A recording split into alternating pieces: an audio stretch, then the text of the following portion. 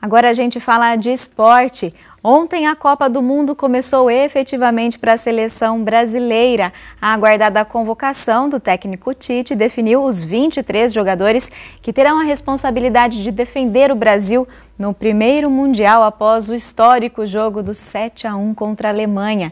E para comentar esse e outros assuntos que envolvem a preparação do time para a Copa, nós recebemos aqui no estúdio o professor Zeca Marques, que é líder do Grupo de Estudos em Comunicação Esportiva e Futebol da Unesp em Bauru.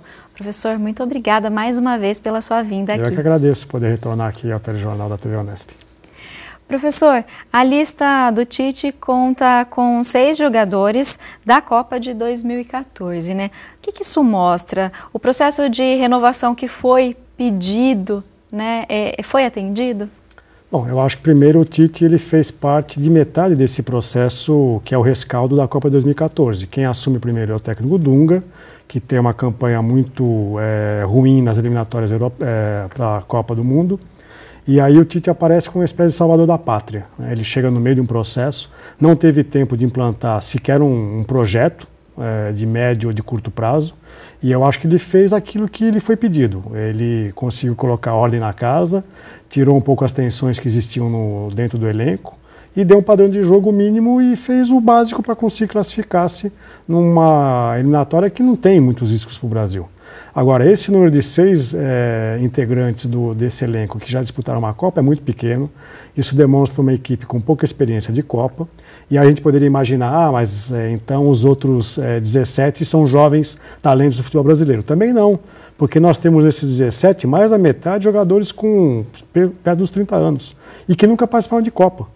O que é um pouco um paradoxo, quer dizer, com 30 anos não tiveram oportunidade de participar de nenhuma. O que aconteceu? Falta de oportunidade, falta de talento. Então acho que é uma seleção que não tem muito brilho, mas acho que dentro do universo que estava à disposição do Tite, era o possível, era a seleção possível. Reflete a forma de trabalho dele. Eu acho que a CBF, bom, primeiro nós temos aí vários problemas com a CBF. A CBF não conseguiu estabelecer um programa de treinamento, um processo, um projeto que desse conta para que a gente formasse gerações para as próximas 3 Copas. Então isso inexiste.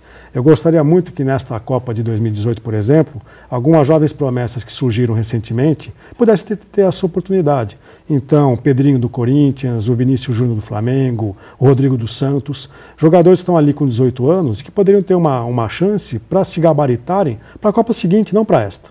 O Pelé participou da primeira Copa com 17 anos, Ronaldo Fenômeno com 17, e o Ronaldo sequer foi utilizado, mas ele se gabaritou para as Copas seguintes. Então não temos uma visão de médio prazo no Brasil. O Tite fez a convocação pensando nesta Copa e não no futuro da CBF. E acho que ele também ficou refém de uma entidade que está às voltas com inúmeras denúncias de corrupção dos seus ex-presidentes. Então isso também é um pouquinho do reflexo de só 3 dos jogadores convocados atuarem aqui no Brasil. Tem essa relação também com todo esse cenário que você acabou de explicar? Eu acho que das últimas Copas é uma das que menos tem jogadores que atuam no país. Isso demonstra um pouco que o futebol brasileiro não tem poder de caixa e nem sedução de competitividade para manter jogadores aqui. Eles pensam sempre ir para o exterior. E falta na CBF um pouco de dignidade, porque nós temos os últimos 3 presidentes, todos eles sofrendo com denúncias de corrupção, alguns presos, outros já denunciados. E o Tite assume, de certa forma, uma outra contradição. Ele era sempre muito crítico à CBF, porque ele pertencia ao Corinthians. O Corinthians tinha um dos principais nomes da diretoria, ou de ex-presidentes, o André Sanches, que queria ser presidente. E o Tite faz uma espécie de jogo de cena dizendo que não queria se envolver com uma entidade corrupta. Mas aí, obviamente, falou mais alto o orgulho de treinar a seleção e acabou aceitando.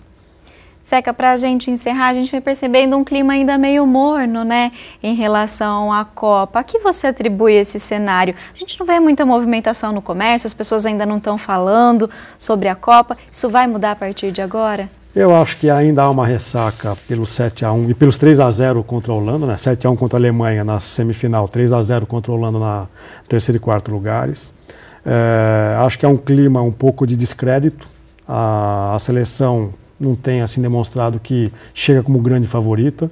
Agora, a partir do momento que a Copa começar e se o Brasil tiver um bom desempenho nos primeiros jogos, aquele vírusinho que acaba contaminando toda a população, ou grande parte da população, ele vai agir mais uma vez e é provável que a gente tem um pouco mais de entusiasmo. Agora, até o mercado publicitário está muito tímido ainda, né? Apenas algumas marcas, algumas têm até o Tite como garoto propaganda, que tem avançado e feito a divulgação.